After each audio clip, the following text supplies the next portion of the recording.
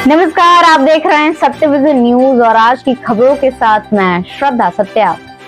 बिहार में फरवरी 2023 से जाति आधारित गणना, कैबिनेट में 13 एजेंडों पर लगी मुहर, वेतनमान का बढ़ा महंगाई भत्ता। मुख्यमंत्री नीतीश कुमार की अध्यक्षता में बिहार मंत्रिमंडल की बैठक की गई। इस बैठक में कुल 13 एजेंडों पर मुहर लगी है। कैबिनेट की बैठक में जाति आधारित गणना का समय सीमा भी बढ़ा दिया गया है। साथ ही अलग से जाति आधारित गणना के लिए फंड भी जारी किया गया है। वहीं इस कैबिनेट में बिहार के पंचम और छठे केंद्रीय वेतनमान के कर्मचारियों के लिए महंगाई भत्ता बढ़ाया गया है। पंचम वेतनमान पाने वालों को 15% महंगाई भत्ता ज्यादा दिया जाएगा। वहीं षष्ठम वेतनमान पाने वाले पूर्व कर्मचारियों और कर्मचारियों को 9% महंगाई भत्ता ज्यादा दिया जाएगा। कुढ़नी में AIMIM बिगाड़ेगी महागठबंधन का खेल, जेडीयू उम्मीदवार के सामने पार्टी उतारेगी कैंडिडेट। प्रदेश अध्यक्ष बोले, बीजेपी को रोकने के लिए हम भी तैयार। गुलाम मुर्तजा अंसारी होंगे AIMIM के उम्मीदवार। बिहार में असदुद्दीन ओवैसी की पार्टी AIMIM राजद के MY समीकरण को धाराशायी करने में लगी है। इस पार्टी पर भाजपा को मजबूती देने का भी इल्जाम लगता रहा है। कुढ़नी उपचुनाव विधानसभा से AIMIM ने अपने उम्मीदवार के नाम की घोषणा कर दी है। गुलाम मुर्तजा अंसारी AIMIM के प्रत्याशी होंगे। वे पूर्व जिला परिषद के सदस्य भी रह चुके हैं। व्हाट्सएप पर कृषि मंत्री कुमार सर्वजीत की फोटो लगाकर साइबर फ्रॉड की कोशिश, साइबर क्राइम ब्रांच में पहुंचा मामला। बिहार में साइबर फ्रॉड का एक और मामला सामने आया है। इस बार साइबर अपराधियों ने कृषि मंत्री कुमार सर्वजीत की फोटो का सहारा लिया है। व्हाट्सएप पर कुमार सर्वजीत की फोटो लगाकर साइबर फ्रॉड करने की कोशिश की गई है। इस संबंध में मंत्री के आप्त सचिव ने पटना स्थित साइबर क्राइम ब्रांच में शिकायत दर्ज कराई है। पटना के SK पुरी में लगी भीषण आग, शॉर्ट सर्किट से थेरेपी सेंटर जलकर बर्बाद। 3 घंटे में दमकल की 8 गाड़ियों ने पाया काबू। पटना के SK पुरी इलाके में स्थित एक बिल्डिंग में मंगलवार की शाम आग लग गई। आग लगी साई मंदिर गली में स्थित शेरा थेरेपी सेंटर में हुई। आग की लपटें इतनी ज्यादा खतरनाक थीं कि देखते ही देखते थेरेपी सेंटर में रखे सारे सामान जलकर राख हो गए। वहां के स्टाफ ने इसकी सूचना पुलिस और फायर ब्रिगेड टीम को दी।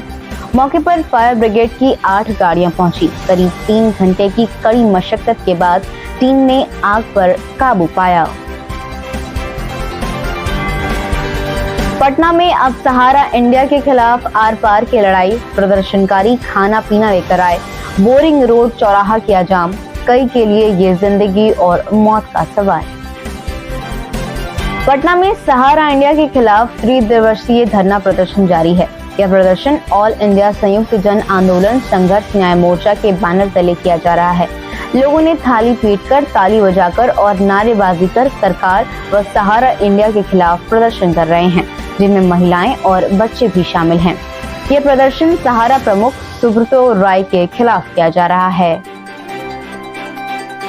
मोमोज और गोलगप्पों के ठेलों के बीच PU छात्र संघ चुनाव, जेडीयू उम्मीदवार पोस्टर लगाकर खिला रहे। ऑनलाइन खरीदारी के लिए भेजा जा रहा लिंक। पटना यूनिवर्सिटी में छात्र संघ का चुनाव हो रहा है। मगध महिला कॉलेज के बाहर लगे मोमोज के ठेलों पर लड़कियों के बीच मोमोज की लूट मची है। इसी तरह गोलगप्पे के ठेले पर भीड़ लगी हुई है। दोनों ठेलों पर बड़े बड़े पोस्टर लगे हुए हैं। मोमो और गोलगप्पों के ठेलों पर आनंद मोहन और विक्रम आदित्य का पोस्टर लगा है। आनंद मोहन जेडीयू से अध्यक्ष पद के प्रत्याशी हैं, जबकि विक्रम आदित्य उपाध्यक्ष पद के उम्मीदवार हैं। दोनों बिहार की सत्ता पार्टी नीतीश कुमार की पार्टी से जुड़े हुए उम्मीदवार हैं। पूरा छात्र संघ चुनाव जैसे मोमोज की चटनी बन गया है। वोटर्स की भी मर्यादा यहाँ खूब दिखाई दे रही है। ये पढ़े लिखे वोटर्स का हाल है। पटना यूनिवर्सिटी छात्र संघ चुनाव में प्रत्याशियों की फाइनल लिस्ट जारी। काउंसलर के पद पर 3 उम्मीदवार निर्विरोध जीते। अब कुल 115 उम्मीदवार मैदान में। पटना विश्वविद्यालय छात्र संघ चुनाव में सेंट्रल पैनल के 5 पदों पर 36 उम्मीदवार रह गए हैं। 4 उम्मीदवारों ने अपना नाम वापस ले लिया है। वहीं काउंसलर पद के जिन 2 उम्मीदवारों का नामांकन रद्द हो गया था, उसे कुलपति के पास अपील करने पर बहाल कर दिया गया है। इस तरह से अब 79 उम्मीदवार काउंसलर पद के लिए चुनाव में खड़े हैं, यानी अब कुल 115 उम्मीदवार मैदान में हैं। अब इसमें किसी भी तरह का कोई बदलाव नहीं किया जाएगा। मतदान 19 नवंबर को होना है। काउंटिंग आर्ट कॉलेज में होगी।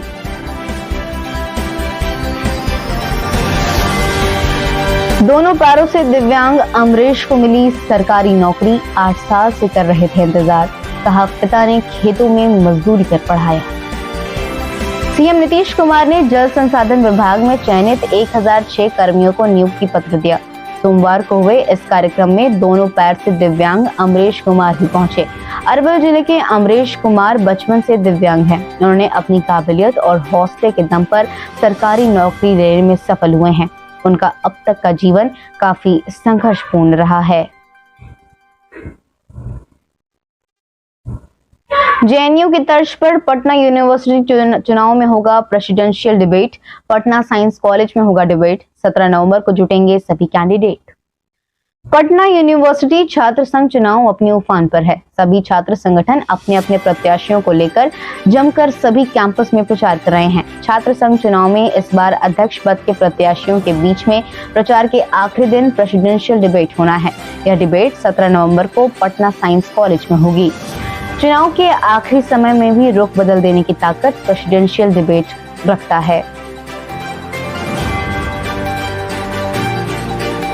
2 दिन तक गांधी मैदान में एंट्री पर रोक। नियुक्ति पत्र बांटने के लिए चल रही हैं तैयारियां। सीएम नीतीश कुमार देंगे नौकरियां। पटना के गांधी मैदान में 16 नवंबर को बिहार के मुख्यमंत्री नीतीश कुमार के द्वारा बिहार पुलिस के नवनियुक्त सिपाहियों को नियुक्ति पत्र सौंपेंगे। इस कार्यक्रम में 8,246 सिपाही और 1,998 पुलिस अवर निरीक्षक के साथ साथ 215 प्रारंभ अवर निरीक्षक अभ्यर्थियों को नियुक्ति पत्र का वितरण किया जाएगा। इसके लिए गांधी मैदान को सजाया गया है। नियुक्ति वितरण के इस कार्यक्रम को भव्य बनाने के लिए प्रशासन की तरफ से जबरदस्त तैयारियां की जा रही हैं। मुख्यमंत्री के गांधी मैदान आने के पहले इनके काफिले में घुड़सवार दस्ता शामिल होंगे। फिलहाल आज की समाचार बुलेटिन में इन खबरों के साथ इतना ही। मुझे दीजिए इजाजत। नमस्कार।